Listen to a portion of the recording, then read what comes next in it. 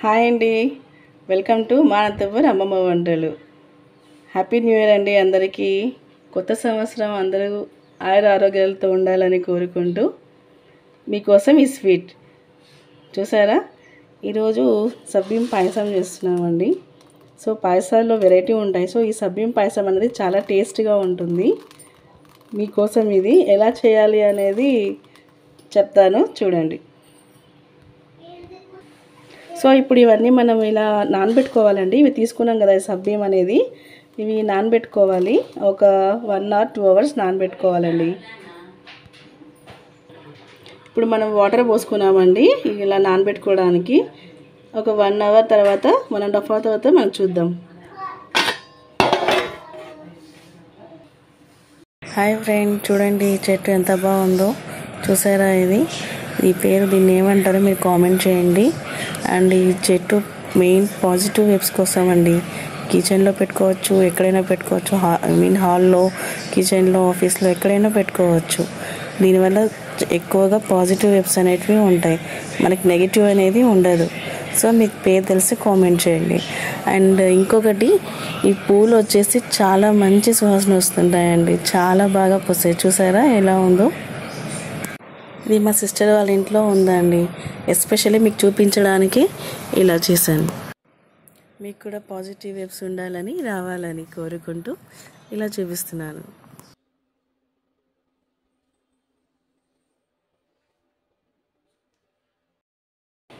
చూడండి ఫ్రెండ్స్, మనకి 1.5 hour అయిపోయింది.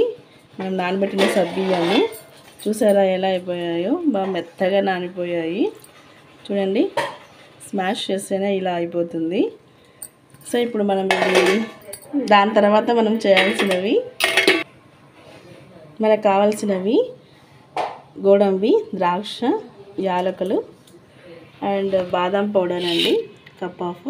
చూసారా, ఇప్పుడు ఏం చేయాలన్నది చెప్తా. అండ్ షుగర్ ఆల్సో అండి. ఫ్రెండ్స్ చూడండి, ఇప్పుడు మనము పాయసంకి రెడీగా పెట్టుకుంటున్నాము. ఇది ఒక బౌల్ ఒక గిన్నె తీసుకొని దాంట్లోకి మనము 1.5 liter పాలు వేసుకోవాలి. సో అందులో మనం తగినంత షుగర్ వేసుకోవాలి. చూడండి ఇలా. చూడండి ఇట్లా పాలన్నీ ఉడుకుతున్నాయి మనకు. ఇప్పుడు యాలకులు వేసుకోవాలి ఇందులోకి. చూడండి, ఇప్పుడు మనం ఇలాచీ పౌడర్ వేస్తున్నాము ఇలా. ఇప్పుడు మనకి బాగా బాయిల్ అయిపోయినాయండి. ఇప్పుడు మనం నానబెట్టిన సబ్బియ్యం వేసుకోవాలి ఇందులోకి. చూసారా ఇలా అన్నీ వేసేసుకోవాలండి.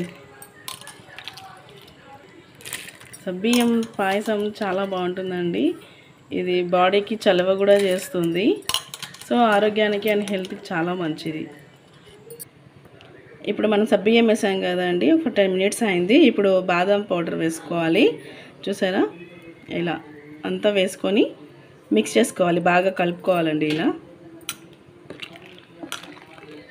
కలర్ చేంజ్ అయిపోయింది చూసారా, ఫ్లేవర్ కూడా ఎంత బాగుందో ఇది.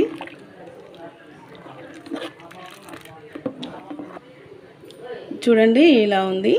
సో మనము చూడండి ఫ్రెండ్స్, ఇది ఇలా కలబెడుతూనే ఉండాలి, లేదంటే ఉండలుగా మారుతుంది. ఇలా కలబెడుతూనే ఉండాలి. చూసారా ఇలా ఉడుకుతుంది, బాయిల్ అవుతుంది. ఇట్లా కలబెడుతూనే ఉండాలి. చూసారా ఎలా ఉడుకుతుందో చూడండి. సో మనం 1/4 kg సబ్బియ్యం తీసుకున్నప్పుడు 50 grams బాదం పౌడర్ తీసుకోవాలండి.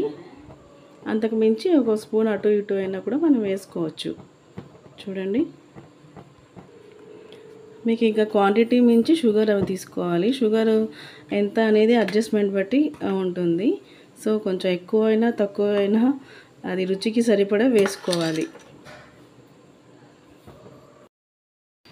చూడండి, ఇప్పుడు మనం నెయ్యి పెట్టుకున్నామండి. ఇది ద్రాక్ష, గోడంబి వేయించుకోవడానికి. సో అది వేడెక్కింది. కాస్త సిమ్లో పెట్టుకొని వేయించుకోవాలండి అది.